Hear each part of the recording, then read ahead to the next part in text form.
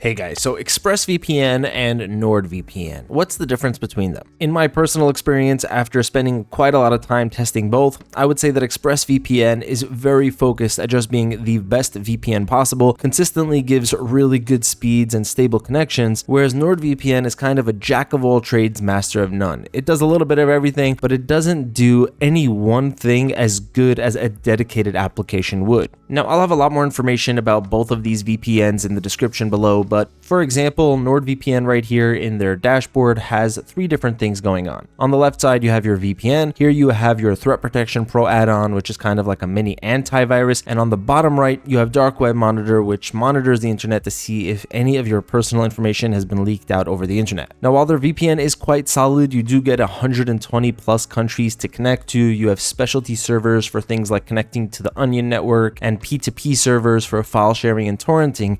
The speeds just aren't as fast as Express. Also, their Threat Protection Pro feature, while it is decent and you have a lot of different categories, different things you can block and try to keep track of, it's just not going to compare to a dedicated antivirus. On the other hand, ExpressVPN is totally focused on just being a VPN. It's a lot simpler to use. You just click on this location bar, a window pops open with all of the countries you can choose. You do have only 105 countries globally to connect to, but in a lot of these, you're going to have more places within a country to connect to. So for example, in the United States, you can connect to every single state, whereas with NordVPN, you only have about 20 states to connect to. In the settings of ExpressVPN, on the top left over here in the options, it's also pretty simple. You have the basic features that you would want out of any VPN, like a network lock, or as it's called in many other VPNs, a kill switch, which disconnects you from the internet if the VPN ever stops working, and split tunneling, which allows you to choose exactly which apps or websites go through the VPN connection. You have advanced protection to block trackers, malicious sites, ads, and adult sites,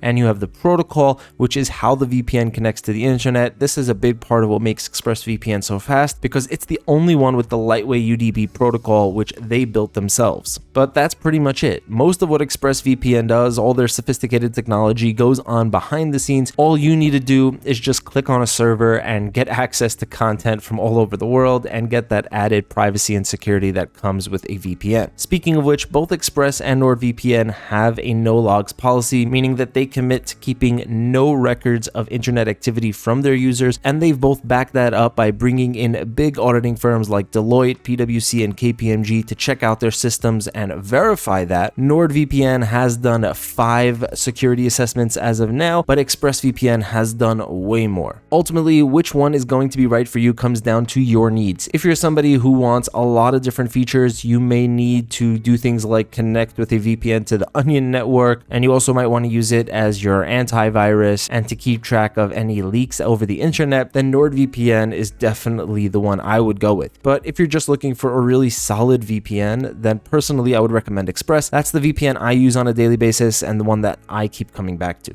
Now, if you did want to try either of them out, I did manage to get a hold of a discount link. You'll find that in the description. It'll get you the best possible price, and they both have a 30-day money-back guarantee, so you can try them out for 30 days, see if you like it, and if you don't, all you have to do is just contact customer support and you can get a full refund. I'll also have links in the description for full in-depth reviews so that you can learn more about how to use these VPNs, and if you have any questions, you can always just leave a comment down below. I'm always looking to hear what you guys have to say. So that's going to be it for this video, guys. Thank you so much for watching. Have an amazing day, and I'll see you in the next one.